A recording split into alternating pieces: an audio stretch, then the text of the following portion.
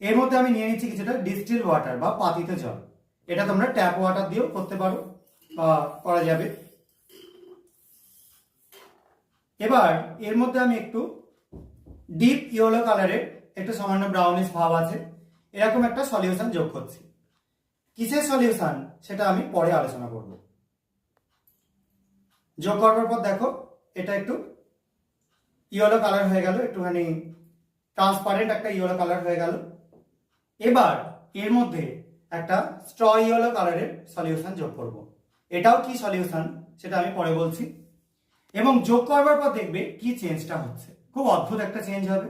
সেই চেঞ্জটা দেখলেই তোমরা বুঝতে পারবে যে কিরকম টাইপের আমরা পরীক্ষাটা করতে চলেছি। এবং লাস্টে আমি এক্সপ্লেন করে দেবো আসলে কি ঘটনা ঘটছে। তাহলে যোগ করা যাক। দেখো সবাই নিশ্চয়ই খুব ভালো করে লক্ষ্য করছো, খেয়াল করো।